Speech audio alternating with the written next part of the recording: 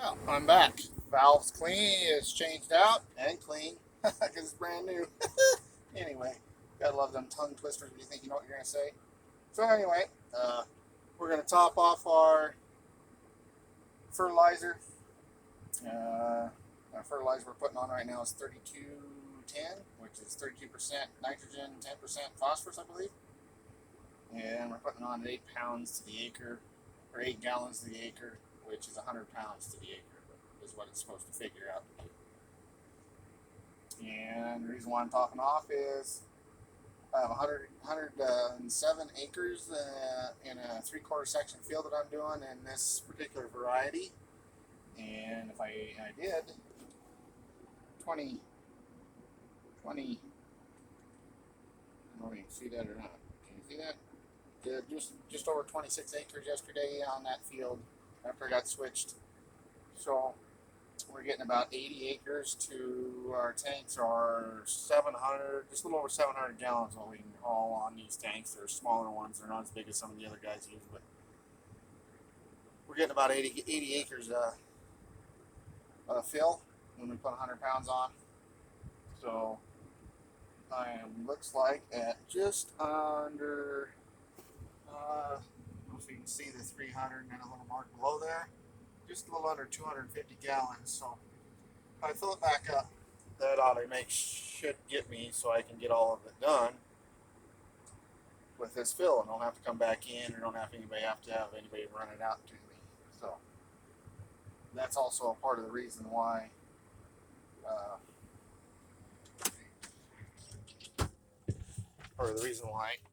why I'm putting on fertilizer. You don't get much planted either.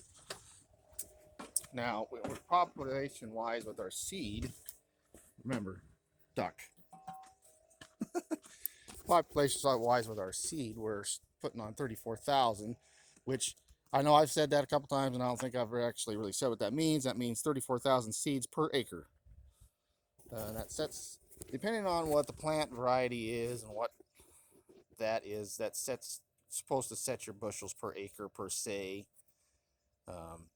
But you have fixed ear plants and you have flex ear plants. So a flex ear plant can put a smaller or bigger ear on per se. Easier, they're bred to do that. So depending on conditions, you might have a ear on a flex that's bigger, and most all of them are flex anymore. And a fixed is supposed to be a certain size ear, from the way I understand it. I'm sure somebody will jump on here that watches. Oh, you're wrong. You're wrong. Well, that's what I was presented to me. So anyway, let's get over here and show my new. Look at that nice shiny valve. Got to put on there about 20 minutes. And then get a little of that sticky crap. And then my hand washing station. So we're going to come over here and we're going to try to do all this with one hand, which I'm not sure how well I'm going to get that done. But anyway, come over here. I always dribble a little on here. Kind of wash that off because of the dirt and dust and crap.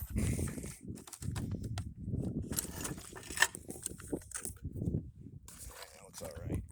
The other day it had bird poop on it, which I guess what's that matter? That's that's fertilizer too, right? Anyway. Oh, I know what I forgot. Ducked my head once. I guess I'll get a duck my head again. Forgot my adapter. Because those are co-op's tanks where we get our fertilizer from. And they're set up a different way than we are. On our nurse trailers, we have a female on our hose. And they have a male on their hose. So, the handy adapter there. I always put it on there so one side it kind of got the clamps down because it helps hold it from sagging so bad.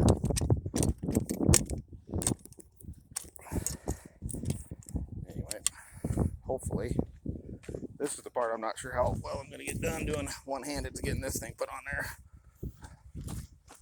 Drag the bad boy over here. Bring it around. Come on, there we go. Hey, I got her done. Cool. And then sometimes when you got it full enough, you just turn the valve on here. And we turn this valve on. Ugh, brand new valve. Cool. And then, of course, we filter what we come in. We filter it twice.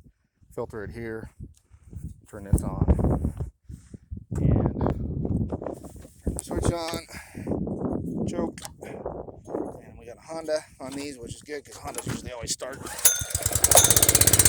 one pull.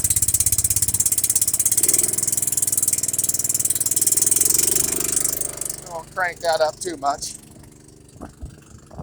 But anyway, we'll come back here, and where it goes into our fertilizer pump back here, we have another filter. So we filter it twice.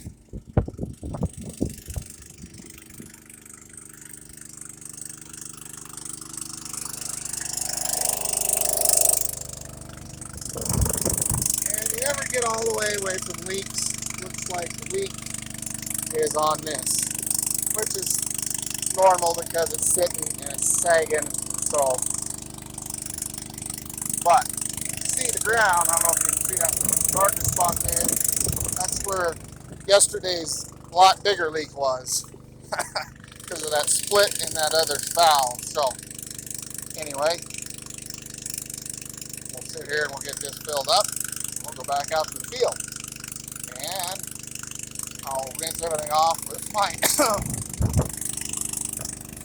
farmer engineered water jug. I'm washing my hands off because this stuff's really sticky junk.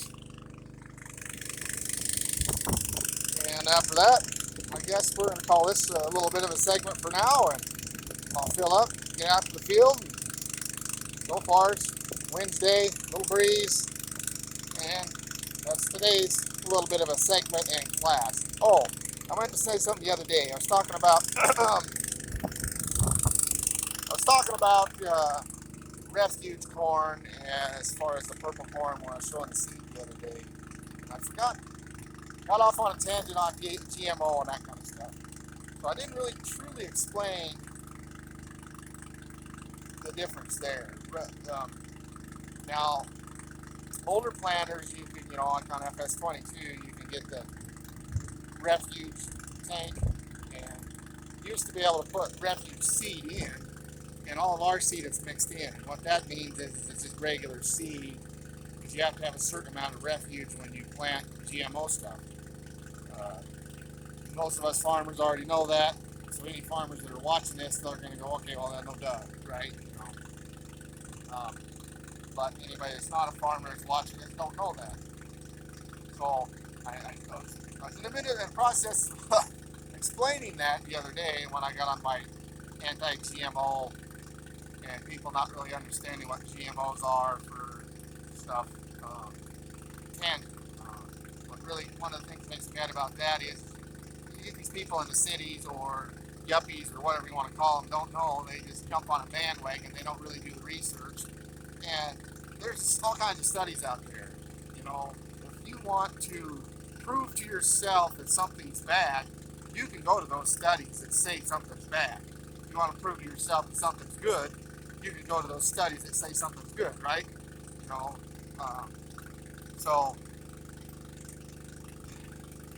genetically modified stuff, as far as the plants go, it's not going to hurt you. I mean, it's done to make the plant a better plant, to grow more, to provide more food for the population that we are trying to feed as farmers. So people get on the anti-GMO thing and whatever, organic and all that kind of stuff. It's important, I guess. It's just a gimmick, in my opinion. Uh-oh, we're full.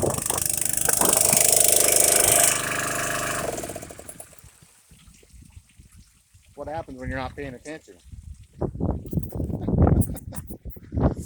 Anyway.